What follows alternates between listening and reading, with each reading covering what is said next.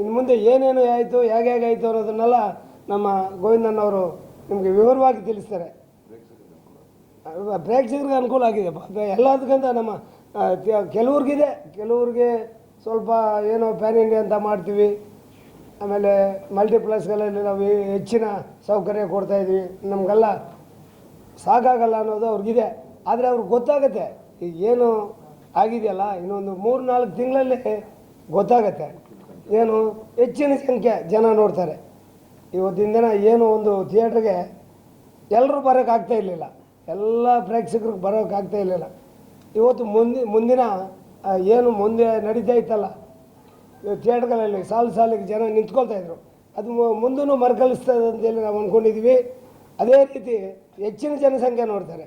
ಸ್ವಲ್ಪ ವೇರಿಯೇಷನ್ ಆಗ್ಬೋದು, ಮಲ್ಟಿಪ್ಲೆಕ್ಸಲ್ಲಿ ಆಗ್ಬೋದು, ನಮ್ಮ ಪ್ಯಾನ್ ಇಂಡಿಯಾ ಸಿನಿಮಾಗಳಂತ ಮಾಡ್ತಾಯಿದ್ದಾರಲ್ಲ ಅವರು ಗಮನಕ್ಕೂ ಬರುತ್ತೆ, ಸರಿ ಇದು ಮಾಡಿರೋದು ಇವರು, ಇದು ಮುಂದಕ್ಕೆ ಅನುಕೂಲ ಆಗುತ್ತೆ ಅನ್ನೋದು ಎಲ್ಲರಿಗೂ ಗೊತ್ತಾಗುತ್ತೆ. ಈಗ ಸದ್ಯಕ್ಕೆ ಅವ್ರಿಗೆ ಏನೋ ಅವರು ಅನಿಸಿಕೆಗಳು ರಾಂಗ್ ಆಗ್ಬೋದು. ನಾವು ಇಷ್ಟೆಲ್ಲ ಸಾವಿರಾರು ಕೋಟಿ ಮಾಡ್ತಾಯಿದ್ವಿ, ನಮಗೆ ಎಲ್ಲಿ ಹೊಡೆತ ಬೀಳುತ್ತೆ ಅಂತೇಳಿ. ನಿಮ್ಗೆ ಎಲ್ಲ ಸ್ಟೇಟಲ್ಲಿ ಇದೆ. ನಮ್ಮದೇನು ಕರ್ನಾಟಕ ಹೊರತುಪಡಿಸಿ ಎಲ್ಲ ಸ್ಟೇಟಲ್ಲೂ ಕಡಿಮೆ ರೇಟ್ಗಳಲ್ಲಿ ಇರೋದು.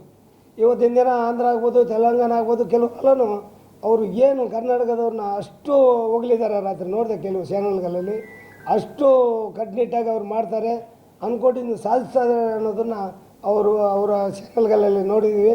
ಇನ್ನು ಏನಾರು ಕ್ವಶನ್ಸ್ ಇದ್ದರೆ ನಮ್ಮ ಗೋವಿಂದಣ್ಣ ಅವ್ರನ್ನ ಕೇಳಿ, ನಮ್ಮನ್ನೇನಾರು ಕೇಳೋದಾದ್ರೂ ಕೇಳ್ಬೋದು.